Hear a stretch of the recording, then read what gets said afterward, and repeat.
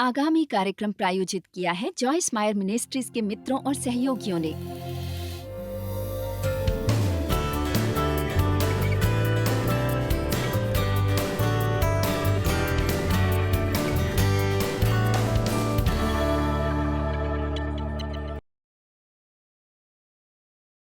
आइए शुरुआत में मत्ती 22 का वचन 37 देखते हैं। और ये इसका महत्वपूर्ण भाग है क्योंकि आज मैं पूरे दिन आपको प्रचार कर सकती हूँ इस बारे में कि लोगों से प्यार कैसे किया जाए, लेकिन मैं आपसे कहती हूँ यदि आप खुद से प्यार नहीं करते तो आप किसी और से भी प्यार नहीं कर पाएंगे।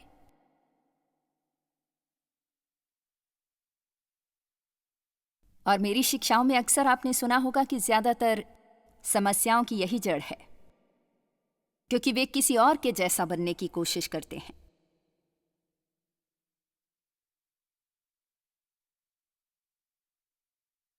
छत्तीसवें वचन के आरंभ में, हे गुरु, कौन सी आज्ञा बड़ी और महत्वपूर्ण है? कुछ आज्ञाएं ज्योति हैं, कौन सी भारी हैं? कुछ हल्की हो सकती हैं और शायद ये अन्य आज्ञाओं जितनी महत्वपूर्ण न हो। उन्होंने उससे कहा, तो परमेश्वर से अपने सारे मन और अपने सारे प्राण और अपनी सारी बुद्धि के साथ प्रेम कर। ये सबसे पहली आज्ञा है जिसे हम सभी को मानना जरूरी है। सबसे बड़ी और सबसे महत्वपूर्ण और सबसे पहली आज्ञा तो ये है, और उसी के समान दूसरी भी है, कि तू अपने पड़ोसी से अपने समान प्रेम रख। अपने समान प्रेम रख। ये दो आज्ञाएं सारी व्यवस्था और भविष्यवक्ताओं की बातों को पूरा करती हैं। मैं आपसे कहती हूं सबसे अच्छा तब होगा जब आप सारी व्यवस्था को पूरा करें और उन सभी को जो भविष्यवक्ताओं ने कही हैं, लेकिन अब आपको अपना ध्यान सिर्फ प्रेम पर केंद्रित करना होगा। मैंने एक भक्तिमय पुस्तक लिखी है 365 डिवोशन, जिसे लव आउट लाउड कहते हैं। ये परमेश्वर से प्रेम करने, खुद से प्रेम करने और दूसरों से प्रेम करने के बारे में है। आपका मतलब है कि हम पूरे साल इसका अध्ययन करते रहें? हाँ, 5 या 10 साल तक। अब ये आपकी समस्या है। हमें लगता है हमने किसी विषय पर एक संदेश सुना और ये हमें मिल गया, लेकिन किए बिना ये हमें नहीं मिलता। इसलिए परमेश्वर से प्रेम कीजिए, खुद से प्रेम कीजिए, दूसरों से प्रेम कीजिए और परमेश्वर को आपसे प्रेम करने दीजिए।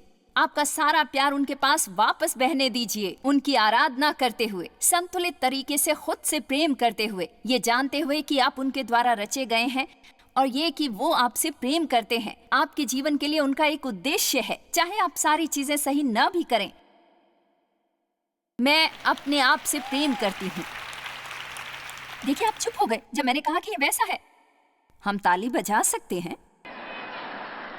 मैंने ऐसा जानबूझकर किया ताकि आपको लोगों की प्रतिक्रिया दिखाई दे। देखिए, लोग ऐसा सोचते हैं कि आपको खुद से प्यार नहीं करना चाहिए। क्या आप मुझे बाइबल में ऐसा एक भी वचन बता सकते हैं जो ये कहता हो कि आपको खुद से नफरत करनी चाहिए?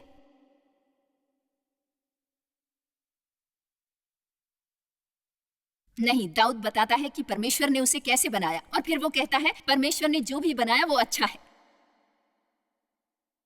तो क्या वो ऐसा नहीं कहता कि मैं अच्छा हूं, मैं जो भी करता हूं वो अच्छा नहीं है? लेकिन मेरे लिए कौन अच्छा है? आपके लिए कौन अच्छा है? जिसने आपको बनाया है। अच्छा होने के लिए अपने आत्मिक वरदानों को भूल जाइए और आत्मिक फल विकसित कीजिए। काफी अच्छा प्रचार कर रही हूं मैं।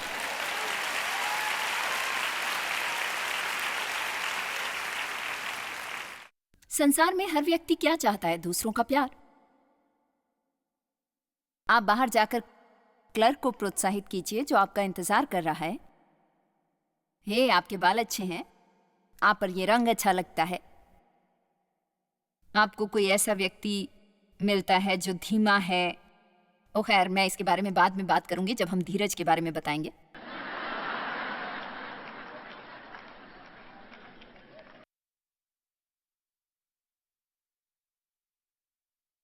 आपको पता है, प्यार दूसरों के लिए चीजों को करता है, लेकिन सच में प्यार के कुछ व्यवहारिक फायदे हैं। और चूंकि हर कोई फायदों को जानना चाहता है, तो मैं बताती हूं कि महान प्यार करने वालों के लिए क्या क्या फायदे हैं। पहला, अपने आप पर से ध्यान हटाते हुए जानबूझकर आशीष बनने की योजना बनाने में आपकी आत्मा में आनंद प्रवाहित होता है। अब ये अलौकिक बात है, परमेश्वर द्वारा नियुक्त की गई चीज। लेकिन मैं बता दूं, मैंने ऐसा करना सीख लिया है और मेरे पास तरकीब है कि शैतान मुझे दुखी नहीं कर सकता। मुझे आपका तो नहीं पता, लेकिन क्या आप जानते हैं कि एकदम सुबह आपके दिमाग को सही दिशा में जाने से रोकने की सबसे ज्यादा कोशिश कौन करता है? मुझे लगता है कि शायद कुछ हार्मोन्स बिस्तर पर ही लगे होंगे। मैं नहीं जानती ये क्या है, लेकिन ये एक तरह से, आपको पता है, एक तरह से हम थक जाते हैं और फिर से हमें काम पर जाना पड़ता है। यदि आप सावधान नहीं रहे तो अपने दिमाग को एक तरह से खाई में डाल देंगे। यदि मुझे थोड़ा सा भी दुख या असंतोष महसूस होता है तो मैंने सीख लिया है कि मैं क्या कर सकती हूं। मैं ऐसे शुरू करती हूं, परमेश्वर मुझे दिखाइए जिसे आज मैं आशीषित कर सकती हूं। मैं माइक और पैनी के पास जाऊंगी, देव के पास जाऊंगी, यहां जाऊंगी, वहां जाऊंगी। मुझे दिखाइए कि इनमें से किस व्यक्ति को आशीष की जरूरत है। मेरे पास क्या है जिसे मैं दे सकती हूँ। उन्हें कैसे प्रोत्साहित कर सकती हूँ, कैसे आशीष बन सकती हूँ। परमेश्वर की सच्चाई के प्रति ईमानदार होते हुए मैं आपसे कहती हूँ, मैं बढ़ा चढ़ा कर नहीं कह रही, मैं महसूस करती हूँ आनंद का प्रवाह। ये मेरे जीवन के सबसे महान खोजों में से एक है।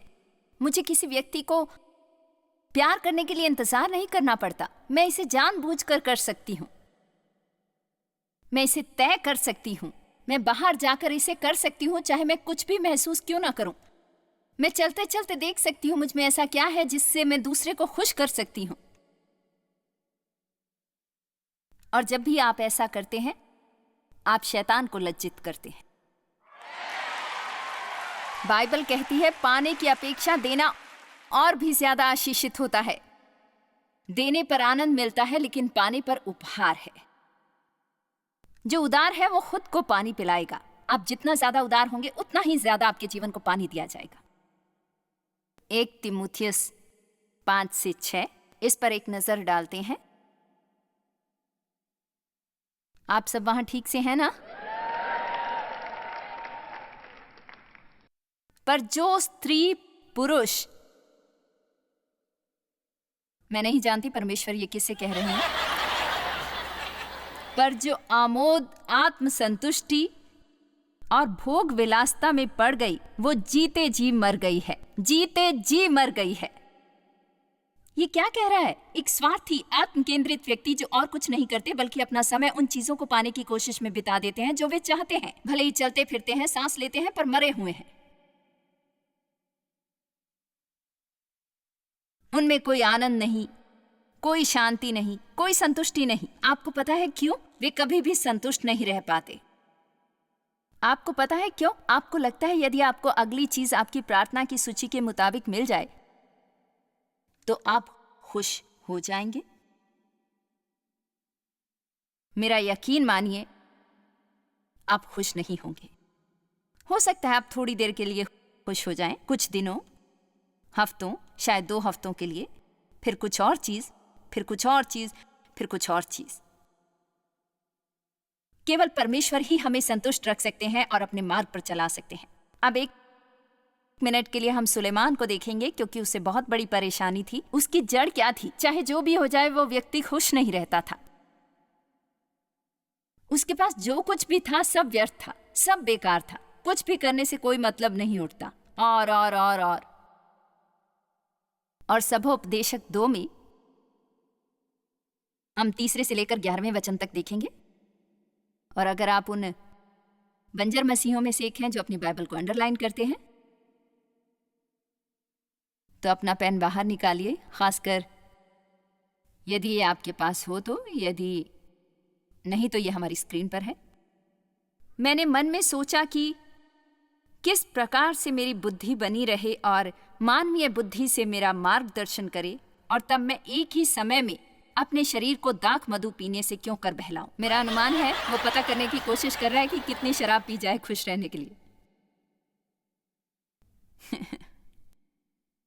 इसे यहीं छोड़कर आगे बढ़ते हैं। और क्यों कर मूर्खता को थामे रहूं जब तक ये ना मालूम करूं कि वो अच्छा काम कौन सा है जिसे मनुष्य जीवन भर करता रहे। मैंने जीवन भर स्वर्ग के नीचे बड़े बड़े काम किए।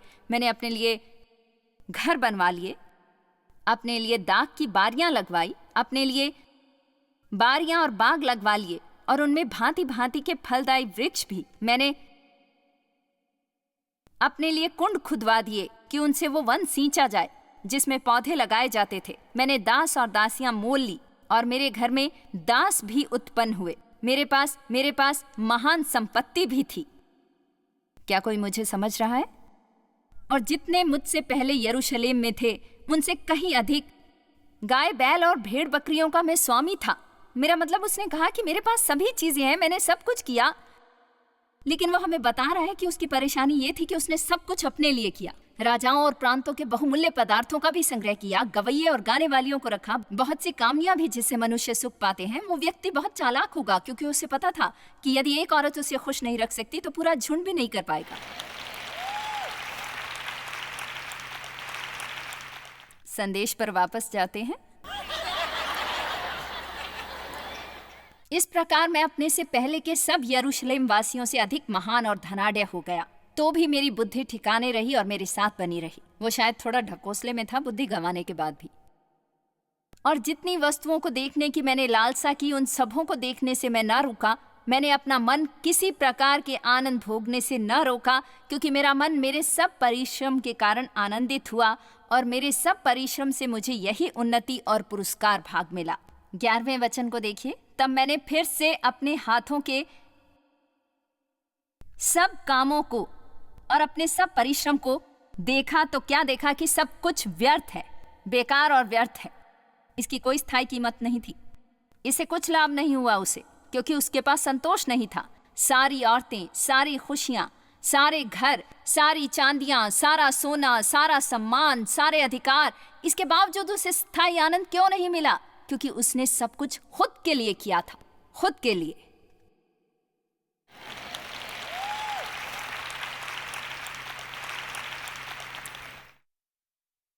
कुछ लोगों की आंखें जरूर बड़ी हो गई होंगी। आप फाटक पर खड़े हुए बछड़े जैसे लग रहे हैं।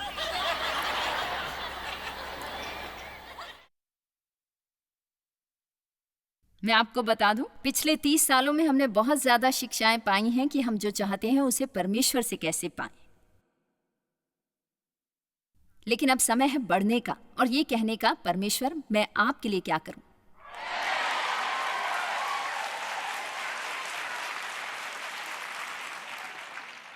सोचिए, आज आपके मार्ग पर कौन चलेगा? आज किसी के साथ लंच पर मत जाइए, बल्कि बाहर खड़े होकर किसी का बिल अदा कीजिए।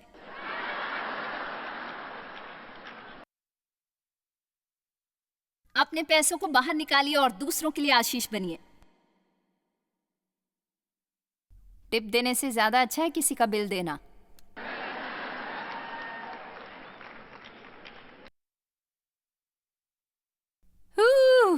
हालेलुया।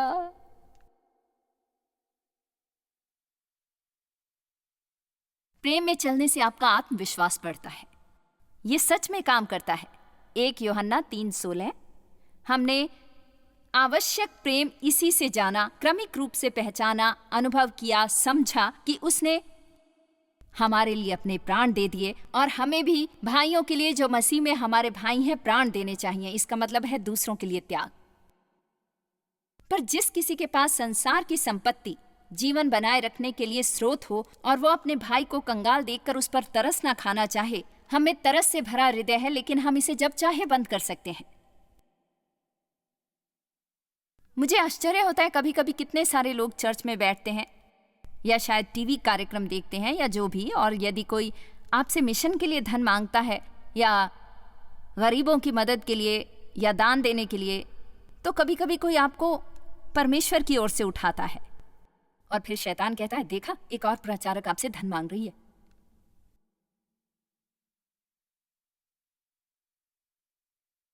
आप जहां भी जाते हैं लोग आपसे धन के बारे में ही बात करते हैं, तो फिर आपको चर्च में देने पर गुस्सा क्यों आता है?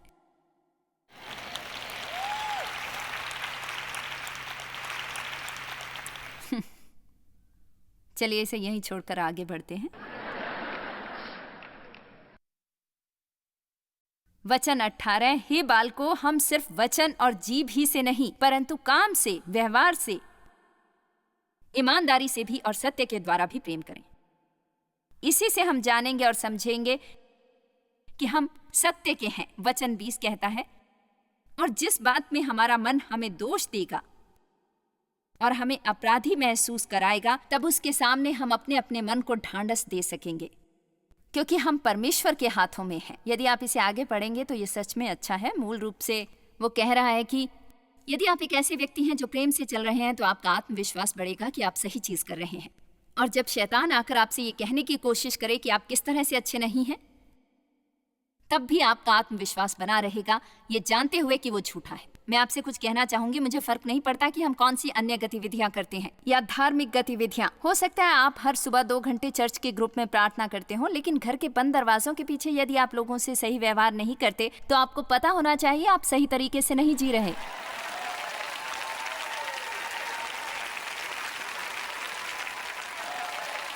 मैं मसीही के रूप में कई सालों तक आत्मग्लानि और दोष भावना से पीड़ित रही, लेकिन मैं सभी प्रार्थना सभाओं में गई, हर सेमिनार में गई। मेरे पास वो सब सीडी और किताबें थी जो मैं रख सकती थी, लेकिन मैं प्रेम में नहीं चल रही थी। और मैं आपको बता दूं, मुझे इससे कोई परेशानी नहीं थी। मैं सब कुछ सही नहीं कर रही थी, लेकिन मैं एक चीज कर रही थी, मैं अपना ध्यान उस चीज पर लगाने की कोशिश कर रही थी जो परमेश्वर के लिए महत्वपूर्ण है। मैं अब तक वहां नहीं पहुंची, पर मैं जान गई हूं परमेश्वर के लिए क्या महत्वपूर्ण है। आमीन। शैतान नहीं चाहता कि हम लोगों से प्रेम करें, क्योंकि प्रेम एक आत्मिक युद्ध है। प्रेम सबसे ऊंचे प्रकार का आत्मिक युद्ध है। शैतान को हराने के लिए सीखे कि महान रीति से प्रेम करने वाला कैसे बने।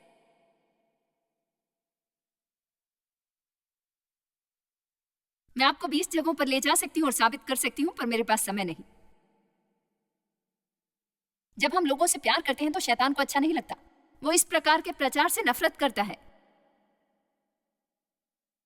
वो नहीं चाहता कि आप उन बातों पर ध्यान दें जो परमेश्वर के लिए महत्वपूर्ण है। वो चाहता है कि आप अपना ध्यान कुछ ऐसी बातों पर केंद्रित करें जो आपके खुद के लिए हैं। आपकी इच्छा पूरी करने के लिए 3 और सिद्धांतों को सीखने के लिए कि आप किस तरह से प्रार्थना करें ताकि आप वो सब कुछ पा सकें जो आप चाहते हैं। एक वचन सुनिए जो ये साबित करेगा कि प्रेम शैतान को पराजित करता है। रोमियो 12:21, बुराई से न हारो परंतु भलाई से बुराई को जीत लो। मैंने शैतान को हर बात में पीछे कर दिया है जो उसने कभी मेरे साथ की थी। जब मैंने सच में अपने पिता को पूरी तरह से माफ कर दिया था मेरा शोषण करने के लिए। तो आप शैतान को हरा सकते हैं पागलपन, कड़वाहट और नफरत से नहीं, बल्कि उस व्यक्ति के प्रति भले होने के द्वारा जिसने आपको दुख पहुंचाया था। पर मैं तो मुझे लगता है आपको दयनीय बने रहने की जरूरत नहीं। प्रेम में चलने से आपके सामाजिक जीवन के लिए अद्भुत चीजें होती हैं। मेरा मतलब है हर कोई आपके आसपास रहना चाहेगा, हर कोई आपके साथ आनंदित रहेगा और आपसे प्यार करेगा। यदि आप कुछ भी करने की कोशिश ना करें, सिर्फ उन्हें बढ़ाने की कोशिश करें। प्रेम के बिना आपका विश्वास काम नहीं करेगा। यदि आप किसी पर नाराज हैं तो प्रार्थना का कोई मतलब नहीं। बाइबल कहती है आप विश्वास की प्रार्थना कर सकते हैं, लेकिन यदि आपके मन में किसी के विरुद्ध कुछ है तो आप इसे यहीं छोड़ दीजिए ताकि आपके स्वर्गीय पिता आपकी प्रार्थना का उत्तर दे सके। बल्कि बाइबल तो कहती है यदि आप अपनों से अच्छा व्यवहार नहीं करते तो आपकी प्रार्थना में रुकावटें आ जाएंगी। देखिए, आप हमारे साथ अच्छा व्यवहार कीजिए।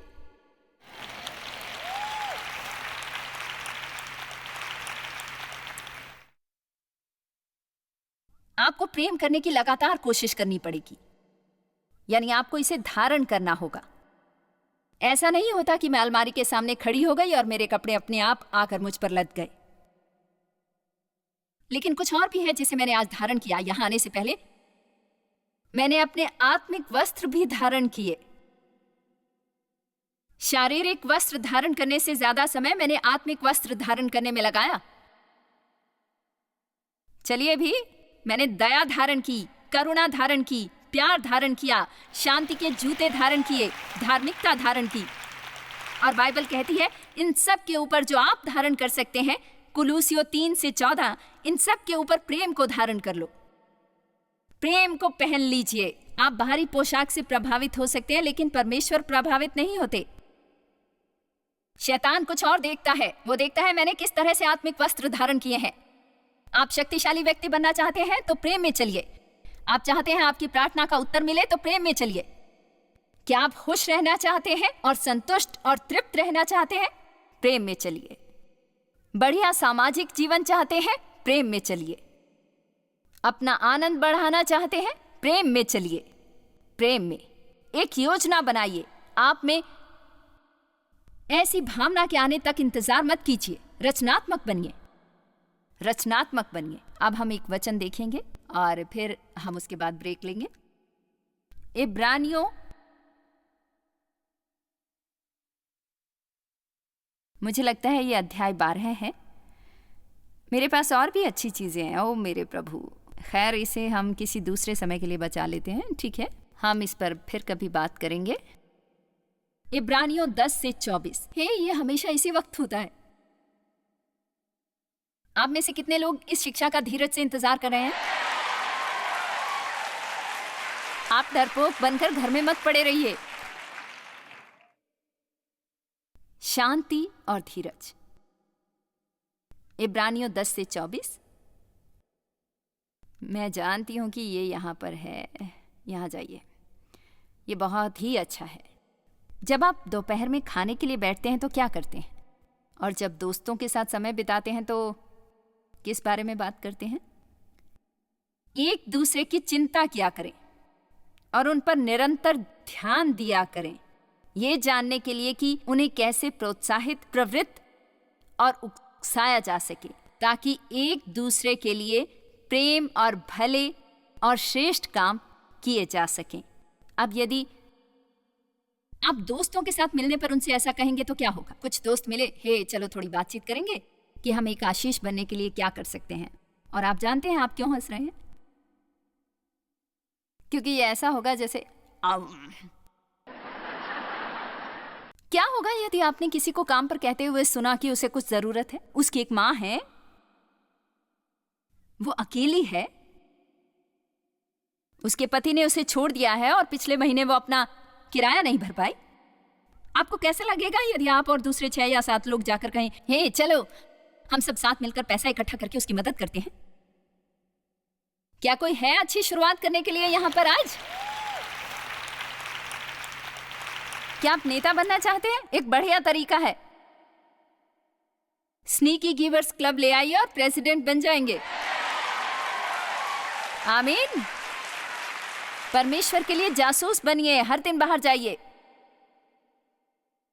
लोगों को ढूंढकर उनसे कहिए, मैं इस व्यक्ति की मदद करना चाहता हूं, क्या आप दूसरों की सहायता करने में मेरी मदद करेंगे? चलिए भी, यदि आप होशियार नहीं हैं तो खुश तो हो सकते हैं। मेरा मतलब है यदि आप सतर्क नहीं हैं तो आप अपने आप से उबर सकते हैं।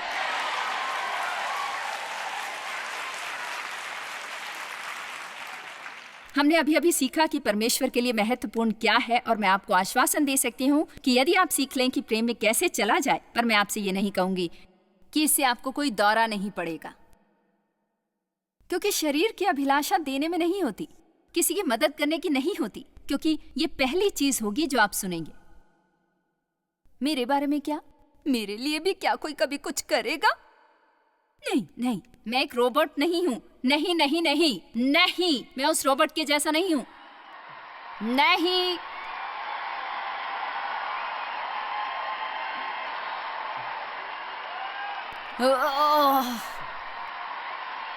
मेरे बारे में क्या? मेरे बारे में क्या? मेरे बारे में क्या? मेरे बारे में क्या? मेरे बारे में क्या? मेरे बारे में क्या? मेरे बारे में क्या? मेरे बारे में क्या?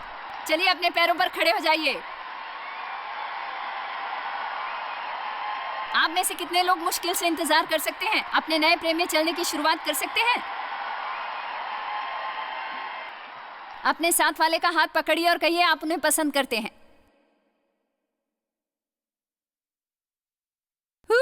हालेलुया। कल्पना कीजिए एक बैप्टिस्ट हाथों को पकड़े हुए है, पेंटाकॉस्टल जैसी जीभ वाला। मैं नहीं जानती। पिता, मैं यीशु के नाम में प्रार्थना करती हूं कि आप हमारी मदद कीजिए और सहायता कीजिए संदेश पर कार्य करने के लिए। हमारी सहायता कीजिए दूसरों की जरूरतों को पता करने में और उन जरूरतों को पूरा करने की इच्छा करने में, और अपने जीवन को एक दूसरे के लिए समर्पित करने में, ताकि हम एक दूसरे के प्रति निंदात्मक बातें ना कहें। हमारी मदद कीजिए उस चीज पर ध्यान केंद्रित करने में जो आपके लिए महत्वपूर्ण है, और वो है प्रेम। आमीन। आपका दिन शुभ हो। आपको पता है, मेरा यकीन है हम लोगों के साथ जैसा व्यवहार करते हैं उसे प्रेम झलकता है। यदि किसी को मदद चाहिए तो उसकी सहायता कीजिए, इससे जीवन में आनंद प्रवाहित होता है। हमारी अपनी आत्मा से ज्यादा सामर्थी तरीके से बहना चाहते हैं और पवित्र आत्मा के फल का अध्ययन इसमें मदद करेगा। परमेश्वर आपको आशीष दे। आपका दिन शुभ हो। जॉयस मायर मिनिस्ट्रीज में आप हमारे लिए बहुत ही कीमती हैं, जितना कि आप जानते हैं। हम आपकी सराहना करते हैं और इस सेविकाई को दुनिया भर में संभव बनाने के लिए हम अपने दोस्तों और सहभागियों को धन्यवाद देते हैं। हम साथ मिलकर भूखों को खाना खिलाते हैं, गरीबों को कपड़े देते हैं और कई देशों में सुसमाचार बांटते हैं। अपना प्रार्थना निवेदन भेजने के लिए कृपया आज ही संपर्क कीजिए। हमारे स्रोतों के बारे में और भी जानिए। जॉयस की सभाओं की सूची देखिए हमारे साथ सहभागी बनने के लिए, क्योंकि हम दुनिया भर में मसीह के प्रेम को बांटते हैं।